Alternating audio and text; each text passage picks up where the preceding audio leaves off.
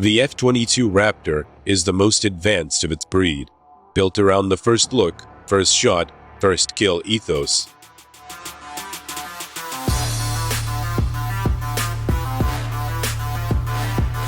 The Raptor is a killing machine, just like the name implies.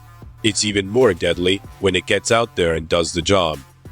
Deadly and undetectable at long range, this breathtaking fifth-generation fighter blends unmatched dogfighting with precision strike ground attack capabilities. Confidence lies in the fact these goals are achievable as a result of synergistic combination of characteristics and capabilities, including low observables, also known as stealth, the ability to cruise at supersonic speeds, or supercruise, over long range and without the use of afterburners, and an integrated and highly sophisticated avionics unit. Additionally, the F-22A has been designed to be more maneuverable, better armed, more reliable, more easily maintained, more readily supportable, and more capable in the air-to-ground mission than any other comparable aircraft in history. Throughout the 1960s and 70s, the Soviets developed different missiles to attack in different altitude bands. You couldn't fly under the missile threat, you couldn't fly over the missile threat, you had to deal with the missile threat.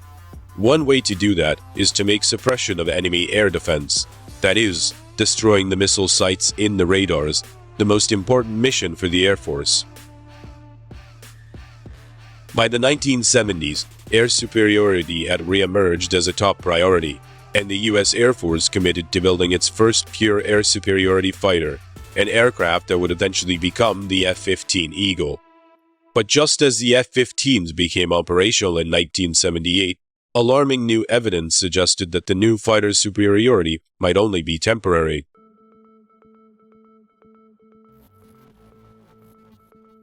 Reconnaissance satellites had photographed several new fighter prototypes, the Mikoyan MiG-29 and Sukhoi T-10, at the Ramenskoye Flight Test Center outside of a small city of Zhukovsky, about 40 miles southeast of Moscow. This new generation of Russian fighters represented a significant improvement in capability over anything previously observed by U.S. intelligence services. It was obvious to all concerned that a new air-to-air combat platform would be required to counter the new threat these new Russian aircrafts represented. The Sukhoi T-10 came as a huge shock to Western analysts. It was bigger than the F-15 and far bigger than any previous Soviet-built fighter. If the MiG-29 had concerned the American military establishment, the existence of the Sukhoi T-10 set alarm bells ringing. These are very good aircraft that can play in the same league as some of the top NATO fighters like Phantom and ultimately like F-15. Just weeks into his first term, America's 40th president increased U.S. defense spending by $32.5 billion and began the rearmament of the United States on a colossal scale. The goal is world peace. It is absolutely essential that we increase our spending for national defense if we're to preserve the peace. As Reagan and Brezhnev squared up, the U.S. Air Force concluded that it would urgently need a new replacement for its F-15, an advanced tactical fighter, or ATF, that would have no equal. As American planners start to develop the concept of air-land battle to fight World War III, the U.S. Air Force starts to think about the kind of equipment it wants to have when it comes to fighting the war. Two sub-projects were established under this banner: the Advanced Tactical Fighter, which included concept and technology development, 7 airframe companies, being Boeing, General Dynamics, Grumman, Lockheed, McDonnell Douglas, Northrop, and Rockwell. Each received concept development investigation contracts for $1 million. And the Joint Fighter Engine, which was an engine technology demonstration program to be managed jointly with the U.S. Navy, Pratt & Whitney, and General Electric, each received contracts valued at $202 million during September of 1983. The 7 competing companies submitted some 19 conceptual designs. From these, it was concluded that the ideal air-to-air platform would offer low observables in combination with supercruise and superior maneuverability. Analysis of air-to-air combat in Vietnam, called the Red Baron Study, had kickstarted a race for stealth. The principle of stealth technology is to literally make an aeroplane invisible to the enemy. An aircraft's shape must reflect incoming radio waves away from the enemy radar, rather than towards it. To further increase low observable characteristics, an airplane is then covered in materials that absorb radar signals, further reducing its visibility on radar screens. Leading the way in stealth technology was Lockheed's Skunk Works division. In 1977, amid unprecedented security, Lockheed had flown a prototype of the world's first stealth fighter.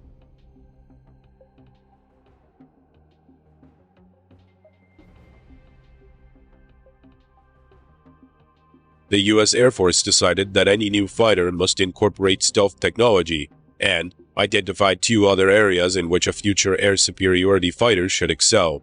The challenge had been issued. Now, it was up to the finest aviation manufacturers in the world to respond.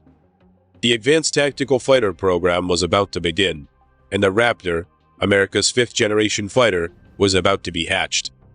By 1983, U.S.-Soviet relations had reached a new low. Following Leonid Brezhnev's death, the Politburo, now controlled by ex-KGB boss Yuri Andropov, had been labeled by Reagan as the focus of evil in the modern world. That August, when Korean airline Flight 007 on its way to Seoul from New York strayed several hundred miles off course into Soviet airspace, Russia acted.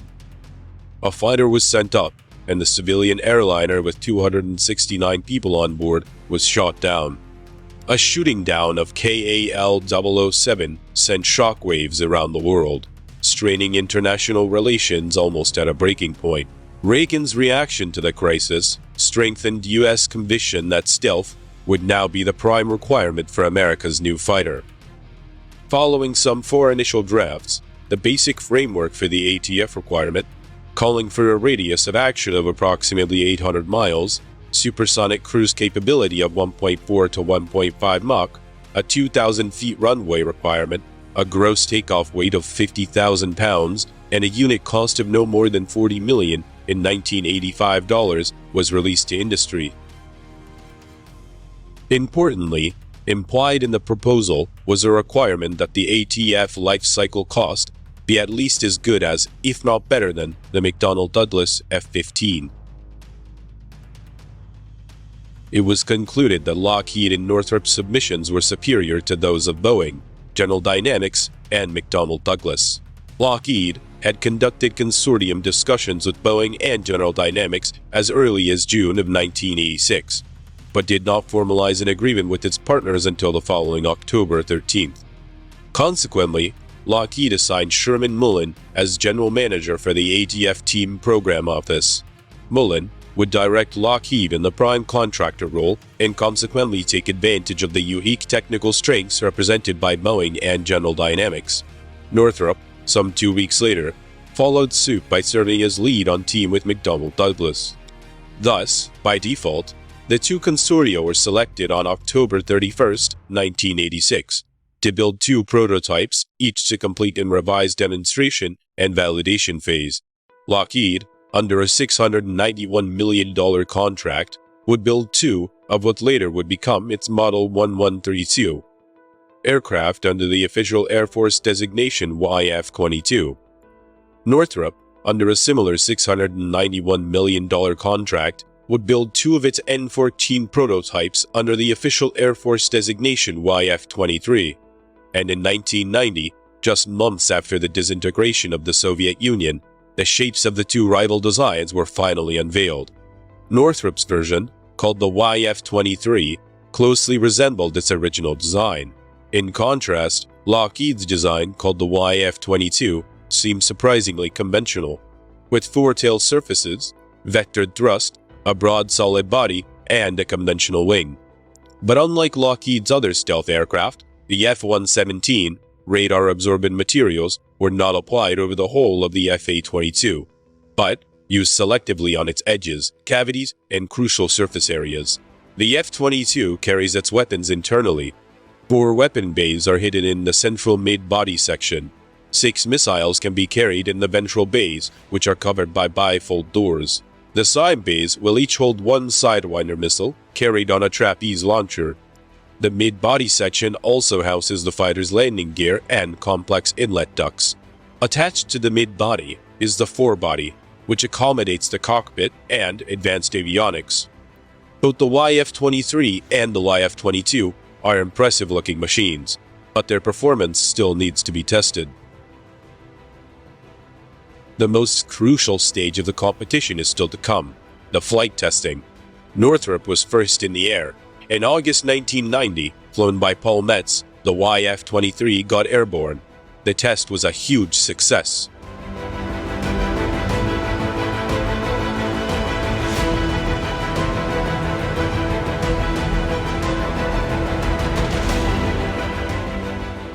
But Lockheed was quick to respond, and on September the 29th, at Edwards Air Force Base in California, Lockheed's chief test pilot Dave Ferguson prepared the Raptor for its maiden flight. Over the next 3 months, the Raptor underwent a whole series of tests. The Air Force required both teams to give them performance projections, and they were actually going to compare that with what the planes actually did in flight subsonic and supersonic at different altitudes and so forth. The winner of this stage would earn a contract for 650 aircraft. The decision would hinge not just on what the contractors promised, but on the Air Force's confidence in their ability to deliver. During flight testing, the Raptor had beaten Northrop's YF-23 in a number of crucial performance areas. The YF-22 had clearly shown that in every category it was far superior to any existing fighter. The Air Force was very impressed by what Lockheed had done, but their flight test program was very aggressive. They flew hard and fast. They flew many more hours and sorties than Northrop did, and all of that gave the Air Force confidence that they knew what they were doing, and they could build a superior plane. But it would be events in 1991 that would carve out the Raptor's future. 22 minutes after midnight on January the 17th, 1991, Lockheed's stealth F-117 spearheaded U.S. strikes against Saddam Hussein's regime. The performance of Lockheed's stealth bombers during Operation Desert Storm would give the company and its aircraft some priceless publicity. The F-15, the aircraft destined to be replaced by the ATF, had emphatically confirmed its status as the foremost air superiority fighter in the world. Now, it appeared that the need for an advanced stealth fighter, the F-22, might be totally unfounded, but not everyone agrees. By April 1991, bogged down by the F-15 debate, the U.S. Air Force prepares to announce the winner of the Advanced Tactical Fighter contract, but would the Raptor be able to emerge from the controversy unscathed? After the Dem-Val flight test of the prototypes, Secretary of the USAF Donald Rice announced the Lockheed team and Pratt & Whitney as the winners of the ATF and engine competitions. The YF-23 design was considered stealthier and faster, while the YF-22, with its thrust-vectoring nozzles, was more maneuverable as well as less expensive and risky. Having won the contract, Lockheed announced that it intended to locate the F-22's headquarters in Georgia, where the Raptor's forward fuselage would be built. General Dynamics were to build the F-22's mid-body section in Fort Worth, Texas, and Boeing would manufacture the wings and tail in Seattle, Washington. Follow-on work using this aircraft took place at the Edwards Air Force Base. It was to consist of an additional 100 hours of flying time, or approximately 25 flights, to expand the YF-22A's flight envelope and explore select envelope segments in greater detail. But on April 25, 1992, the program hit its first major snag. During preliminary testing, the unthinkable happened. A YF-22 flown by Tom Morganfield crashed just after takeoff. The aircraft hit the runway with the landing gear up and slid approximately 8,000 feet and caught fire. Despite the loss of the stealth aircraft, the program had achieved its major goals. 10 million man-hours of analysis, 4,000 hours of radar testing, and hundreds of hours of flight testing had gone into the development of the aircraft, even before construction was given the go. In fact, the F-22 has accomplished more flight testing than any other fighter prior to full-scale production. On April 9th, the first F-22A, officially named Raptor, an earlier attempt to make the name of the aircraft superstar failed in 1991, was rolled out in a public ceremony at Lockheed Martin's Marietta, Georgia facility for the first time. Now, Air Force pilots would get the opportunity to check up on the new aircraft for themselves. First flown by the Air Force in 1997, pilots at Edwards Air Force Base have surpassed 2,000 flight test hours in more than 900 missions. One of the key advances in the Raptor's design is its advanced cockpit and integrated avionics system. Key mission systems include Sanders/General Electric Electronic Warfare System, Martin Marietta Infrared and Ultraviolet Missile Launch Detector, Westinghouse/Texas Instruments Active Electronically Scanned Array Radar, TRW Communication/Navigation/Identification Suite, and Long Range Advanced IRST. The radio frequency receivers of the Electronic Support Measures System give the aircraft the ability to perform intelligence, surveillance, and reconnaissance tasks. The F-22 has a glass cockpit with all digital flight instruments. The monochrome head-up display offers a wide field of view and serves as a primary flight instrument. Information is also displayed upon 6-color liquid crystal display, or LCD panels. This airplane displays information to you. It gives you knowledge of the battle space. It's all about seeing what's out there in front of you and being able to make the right decisions about what to engage and when to engage it. The ejection seat is a version of the ACES-2, commonly used in USAF aircraft, with a center-mounted ejection control. The Raptor carries a formidable array of ordnance. The F-22 has 3 internal weapon bays, a large main bay on the bottom of the fuselage, and 2 smaller bays on the sides of the fuselage aft of the engine inlets. The main bay is split along the center line and can accommodate 6 launchers for beyond visual range missiles, and each side bay has a launcher for short-range missiles. The primary air-to-air missiles are the AIM-120 AMRAAM and the AIM-9 Sidewinder, with planned integration of the AIM-260 JATM. Missile launches require the bay doors to be open for less than a second, during which pneumatic or hydraulic arms push missiles clear of the aircraft. This is to reduce vulnerability to detection and to deploy missiles during high-speed flight. While the F-22 typically carries weapons internally, the wings include 4 hardpoints, each rated to handle 5,000 pounds or 2,300 kilos. Each hardpoint can accommodate a pylon that can carry a detachable 600-gallon or 2,270-liter external fuel tank for a launcher holding 2 air-to-air missiles. And to complement the Raptor's armament of 8 missiles, the fighter also has a gun. An internally mounted M61A2 Vulcan 20mm rotary cannon is embedded in the airplane's right-wing root, with the muzzle covered by a retractable door. The radar projection of the cannon's fire path is displayed on the pilot's head-up display. But since Desert Storm, critics of the F-22 program claim that the F-15 Eagle, destined to be replaced by the Raptor, already had the attributes necessary to remain the world's preeminent air superiority fighter. In March 2003, supporters of the F-15 got the opportunity to see whether or not the Eagle was still the best fighter in the sky. 5 F-15s would go head-to-head with a single Raptor.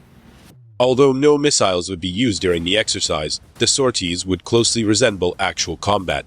No quarter would be given by either side. This was a kill-or-be-killed exercise. All 5 F-15s are flown by experienced F-22 pilots.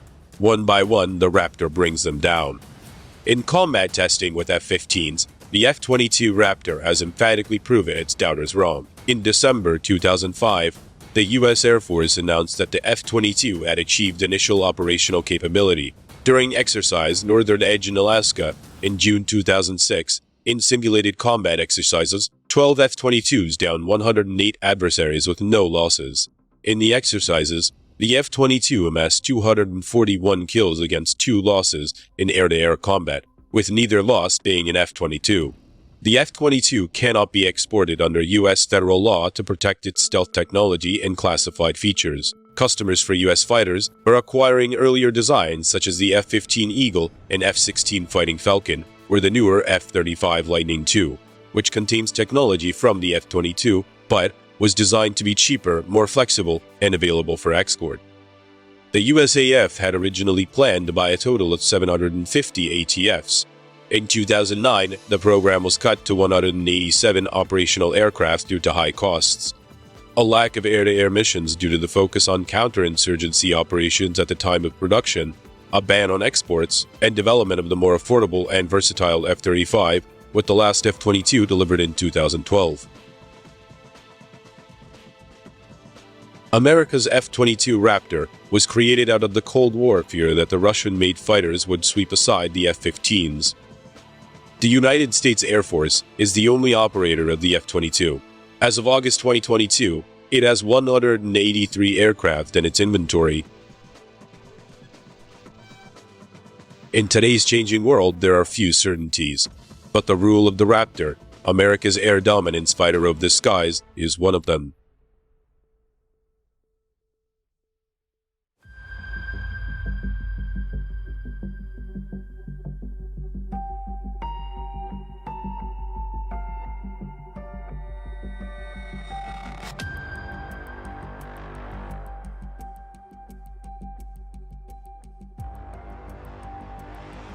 The F-35 Lightning II is one of America's most iconic fighter aircraft. Only a close second to the feared F-22 Raptor. Its visionary innovations have been both bane and blessing.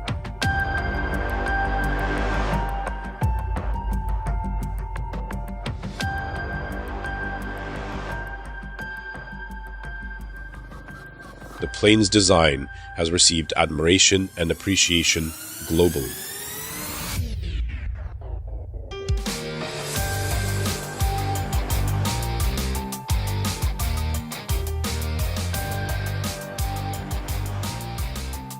It stood as a reminder that American engineering and ingenuity could achieve the seemingly impossible, while ushering in the new age of military aeronautics.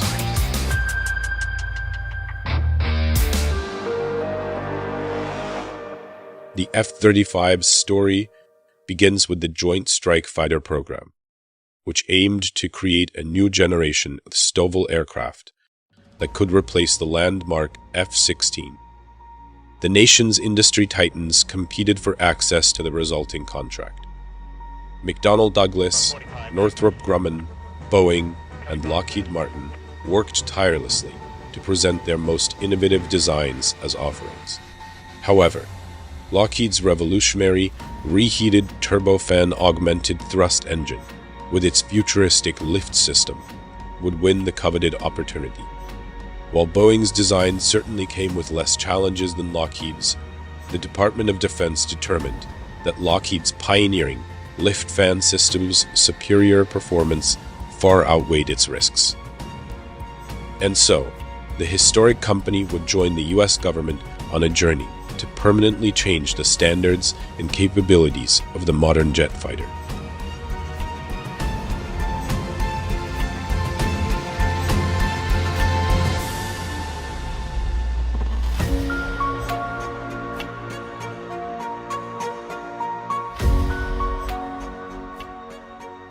The backbone of the F-35 program would be its unprecedented Pratt & Whitney F-135 engine. The company would join teams with Rolls-Royce and Hamilton-Sundstrand to create a revolutionary propulsion system that allowed for shatteringly short takeoff times.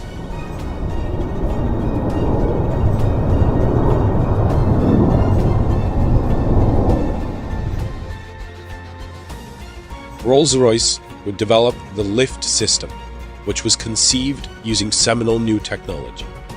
Unlike the Yak-38, which used separate lift engines or the rotating nozzles of the Harrier, the new engine used a highly flexible, thrust-vectoring nozzle that could provide the needed lift. The F-135's nozzle was also capable of withstanding afterburn temperatures. The nozzle would direct thrust in any direction the pilot needed to carry out a wide range of landing and takeoff capabilities, while maintaining significant stealth. In order to achieve vertical flight, the propulsion system equipped a whopping 29,000 horsepower. To this day, the technology, ingenuity, and genius that went into designing the F-135 is considered one of, if not the greatest feat in the aeronautical history of America, for which it won the esteemed Collier Trophy. It was billed as a fighter jet that could do almost everything the US military desired, serving the Air Force, Marine Corps, and Navy, and even Britain's Royal Air Force and Royal Navy, all in one aircraft design. It's supposed to replace and improve upon several current and aging aircraft types, with widely different missions.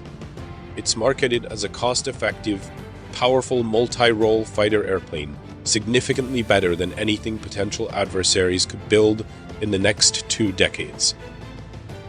Lockheed Martin said the plane would be far better than current aircraft, quote, 4 times more effective in air-to-air combat and 8 times more effective in air-to-ground combat.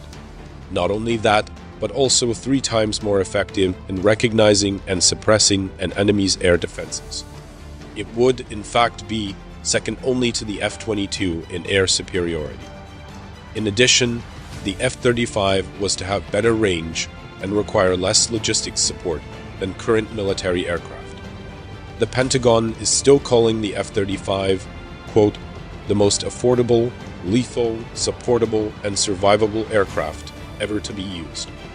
Like the F-117 and F-22, the F-35's stealth capability greatly reduces but does not eliminate its radar cross-section, the signal that radar receivers see bouncing back off an airplane. The plane looks smaller on radar, perhaps like a bird rather than a plane, but is not invisible. The F-35 is designed to be stealthy primarily in the X-band, the radar frequency range most commonly used for targeting in air-to-air combat. Of course, radar is not the only way to locate and target an aircraft. One can also use an aircraft's infrared emissions, which are created by friction-generated heat as it flies through the air along with its hot engines. Several nations, particularly the Russians, have excellent passive infrared search and tracking systems that can locate and target enemy aircraft with great precision, sometimes using lasers to measure exact distances, but without needing radar. It is also very common in air-to-air battles for opposing planes to come close enough that their pilots can see each other. Lockheed Martin and the Pentagon say the F-35's superiority over its rivals lies in its ability to remain undetected, giving it, quote, first look, first shot, first kill. The F-35 program is the result of the merging or combination of several other separate and diverse projects into a set of requirements for an airplane that is trying to be everything to everybody. In combat, the difference between winning and losing is often not very great, with second place all too often meaning death. The Pentagon seeks to provide warriors with the best possible equipment. The best tools are those that are tailor-made to address specific missions and types of combat. For a fighter airplane, funding decisions become a balancing act of procuring not just the best aircraft possible, but enough of them to make an effective force. This has led to the creation of so-called multi-role fighter aircraft, capable both in air-to-air combat and against ground targets. Where trade-offs have to happen, designers of most multi-role fighters emphasize aerial combat strength, reducing air-to-ground capabilities. The F-35 is an excellent piece of equipment, despite its shortcomings. Fourth-generation fighters hailing from 3 nations, including F-16 Fighting Falcons, F-15 Eagles, and Eurofighter Typhoons, coordinated with E-8 Joint Stars Command as their stealthy escorts. Both F-22 Raptors and F-35 Joint Strike Fighters surveyed the battle space. Soon, cockpit displays in each aircraft began to light up and alarms sounded, indicating that the formation was being painted by multiple radar arrays tied to surface-to-air missiles and inbound fighters. Enemy fighters sporting the color schemes of Russian Su-30s began to close in. Trevolis Simmons, commander of the 57th Adversary Tactics Group, noted that on the last week of a red flag exercise, we really throw everything we have at the Blue Force and replicate the toughest adversary possible. Ultimately, the F-35 fighter jet won the day, breaking down one of the world's most advanced air defense networks and relaying the data to missile-packed fighters like the F-16. The F-35 can fly at speeds as high as Mach 1.6 and can carry an internal payload of 4 weapons without compromising its stealth. But it's not the F-35's firepower that really makes the difference. It's the computing power. It's why F-35s have come to be known as quarterbacks in the sky, or a computer that happens to fly. Major Justin Hazardly, an Air Force F-35 pilot instructor, noted that, quote, "There has never been an aircraft that provides as much situational awareness as the F-35. In combat situational awareness, the F-35 is worth its weight in gold." The aircraft we know today as the F-35 was built to meet the demands of multiple fighting forces with a single, highly capable aircraft.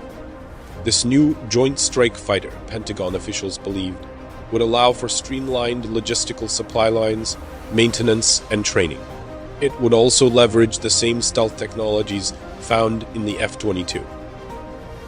With a laundry list of requirements from the US Navy, Air Force, DARPA, and soon the UK and Canada, the Joint Strike Fighter program quickly moved from its official proposal in 1995 to 2 competitive prototypes in 1997. Lockheed Martin's X-35 and Boeing's X-32. And the new fighter had its work cut out for it. The Joint Strike Fighter needed to replace at least 5 different aircraft across all the different services, including the high-speed interceptor F-14 Tomcat and the tank-killing close air support A-10 Thunderbolt II. Designed from the ground up to prioritize low observability, the F-35 may be the stealthiest fighter in operation today.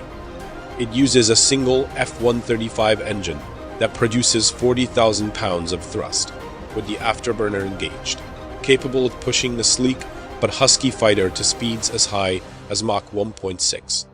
The aircraft can carry 4 weapons internally while flying in contested airspace, or can be outfitted with 6 additional weapons mounted on external hardpoints when flying in low-risk environments. The F-35A also comes equipped with an internal 4-barrel, 25mm rotary cannon hidden behind a small door to minimize radar returns, allowing the F-35 to engage both airborne and ground-based targets. Lockheed Martin has developed a new internal weapons carriage that will eventually allow it to carry an additional 2 missiles internally. The cockpit of the F-35 foregoes the litany of gauges and screens found in previous generations of fighter, in favor of large touchscreens and a helmet-mounted display system that allows the pilot to see real-time information. This helmet also allows the pilot to look directly through the aircraft, thanks to the F-35's Distributed Aperture System, also known as DAS, and a suite of 6 infrared cameras mounted strategically around the aircraft. In an interview with the New York Times, Tom Burbidge, Lockheed's general manager of the program from 2000 to 2013, said that, quote, "If you were to go back to the year 2000 and somebody said, 'I can build an airplane that is stealthy and has vertical takeoff and landing capabilities and can go supersonic,' most people in the industry would have said, 'That's impossible.' The technology to bring all of that together into a single platform was beyond the reach of industry at that time." While both the X-32 and X-35 prototypes performed well, the deciding factor in the competition may have been the F-35's complicated, short takeoff and vertical landing flight. Because the US Marine Corps intended to use this new plane as a replacement for the AV-8B Harrier jump jets, America's new stealth fighter had to be able to fill the same vertical landing short takeoff role. The lift fan design used in the X-35 connected the engine at the back of the aircraft to a drive shaft that would power a large fan installed in the aircraft's fuselage behind the pilot, When hovering, the F-35 would orient its engine downward, not unlike the X-32, but it would also pull air from above the aircraft and force it down through the fan and out the bottom, creating two balanced sources of thrust that made the aircraft far more stable. It also helped the F-35 notch a win in the looks category. Rick Resbeck, an engineer at Lockheed, said, quote, "You can look at the Lockheed Martin airplane and say, that looks like what I would expect a modern, high-performance, high-capable jet fighter to look like. You look at the Boeing airplane, and the general reaction is, I don't get it." Ultimately, Lockheed Martin won out over Boeing's unusual-looking X-32 prototype in October of 2001. The future looked bright for the newly named F-35. While Lockheed's lift fan approach to STOVL flight might have nabbed the contract, the hard part was just beginning. Choosing to begin with the least complex iteration of the new fighter, Lockheed's Skunk Works started designing the F-35A, intended for use in the U.S. Air Force as a traditional runway fighter, like the F-16 Fighting Falcon. Once the F-35A was complete, the engineering team would then move on to more complex STOVL F-35B for use by the U.S. Marine Corps, and then finally the F-35C, meant for carrier duty. There was just one problem. Jamming all the necessary hardware for the different variants into a single fuselage proved extremely difficult. By the time Lockheed Martin wrapped up design work on the F-35A and got to work on the B, they realized the weight estimates they had established while designing the Air Force variant would lead to an aircraft that was 3,000 pounds too heavy. This miscalculation created a significant setback. To truly understand the F-35, you have to understand its variants and their differing capabilities. The F-35A is intended for use by the U.S. Air Force and many allied nations. The F-35A is the conventional takeoff and landing CTOL variant. This aircraft is intended to operate out of traditional airstrips and is the only version of the F-35 to come equipped with a 25mm internal cannon, allowing it to step in for both the F-16 multi-role fighter and the flying cannon A-10 Thunderbolt II, among many others. The F-35B was purpose-built for short takeoff and vertical landing operations, or STOVL, and was designed with the needs of the U.S. Marine Corps in mind. While still able to operate off of traditional runways, the STOVL capability offered by the F-35B allows Marines to operate these jets from austere runways, or off the decks of amphibious assault ships, often referred to as Lightning carriers. And finally, the F-35C is the first stealth fighter ever designed for carrier operations with the U.S. Navy. It boasts larger wings than its peers, to allow for slower approach speeds when landing on a carrier. More robust landing gear aids in tough carrier landings, and it harbors a larger fuel supply, roughly 20,000 pounds worth, internally, to support longer range missions. The C is also the only F-35 equipped with the folding wings, allowing for easier storage in the hull of ships. Lockheed Martin's team would eventually work out the finer points of each different platform. So what really separates the pricey F-35 from the fighter jets that have come before it? 2 words: data management. Today's pilots have to manage a huge amount of information while flying, and doing so means splitting your time between traveling the speed of sound and a collage of screens, gauges, and sensor readouts screaming for your attention. Unlike previous fighter jets, the F-35 uses a combination of heads-up display and helmet-based augmented reality to keep vital information directly in the pilot's field of view. Some of the plane's helmet's features include every Generation 3 being customized to its owner's head to prevent slippage during flight and to ensure that the displays appear in correct locations. To do this, technicians scan each pilot's head, mapping every feature and translating it into the helmet's inner lining. Pilots used to have to switch over to a mounted night vision attachment when flying in the dark. The Generation 3 helmet projects a night vision reading of the surrounding environment directly onto the visor when the pilot switches the system on. The shell is made of carbon fiber, which is what gives it its characteristic checkered pattern. A tight coil of bound cables comes out of the back of the helmet to connect it to the plane. When the wearer turns his head in a specific direction, the wires feed the helmet the proper camera footage. The communication system has active noise cancellation. Speakers produce a sound that opposes wind noise and the low-frequency hum of the jet engines so pilots can hear clearly. The F-35 fuses everything into a green dot if you are looking at a good guy, and a red dot if it's a bad guy. It's very pilot-friendly. All the information is shown on a panoramic cockpit display that is essentially two giant iPads. It's not just how the information reaches the pilot, but also how it's collected. The F-35 is capable of gathering information from a wide variety of sensors located on the aircraft and from information sourced from ground vehicles, drones, other aircraft, and nearby ships.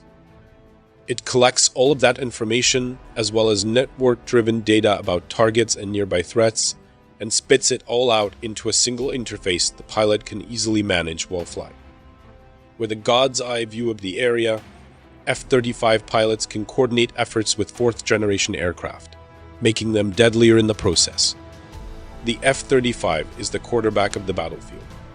Its job is to make everyone around it better. Fourth-generation fighters like the F-16 and F-15 will be relevant until at least the late 2040s. Because there are so many more of them than the F-35, the job of F-35 pilots is to use their unique assets to shape the battlefield and make it more survivable for other planes. All of that information may sound daunting, but for fighter pilots who've experienced the daunting task of compiling information from a dozen different screens and gauges, the F-35's user interface is nothing short of miraculous. Tony Wilson, who served in the U.S. Navy for 25 years prior to joining Lockheed Martin as a test pilot, has flown over 20 different aircraft, from helicopters to the U-2 spy plane and even a Russian MiG-15. According to him, the F-35 is by far the easiest aircraft to fly that he's come across. He notes that as we move into fourth-generation fighters like the F-16, we moved from being pilots to being sensor managers. Now, with the F-35, sensor fusion allows us to take some of that sensor management responsibility off the pilot's hands, allowing them to be true tacticians. In May of 2018, the Israeli Defense Force became the first nation to send F-35s into combat, conducting 2 airstrikes with the F-35As in the Middle East. By September of the same year, the U.S. Marine Corps sent their first F-35Bs into the fight, engaging ground targets in Afghanistan, followed by the U.S. Air Force using their F-35As for airstrikes in Iraq in April 2019. Today, over 500 F-35 Lightning IIs have been delivered to 9 nations and are operating out of 23 air bases around the world. That's more than Russia's fleet of 5th-generation Su-57s and China's fleet of J-20s combined. With literally thousands more on order, the F-35 promises to be the backbone of U.S. air power. And unlike previous fighter generations, the F-35's capabilities are expected to keep up with the times. Thanks to software architecture designed to allow the F-35 to receive frequent updates, the aircraft's form has stayed the same, but its function has already changed radically. The airplane that took flight in 2006 may have looked identical on the outside, but it was a very different aircraft than the one flying today.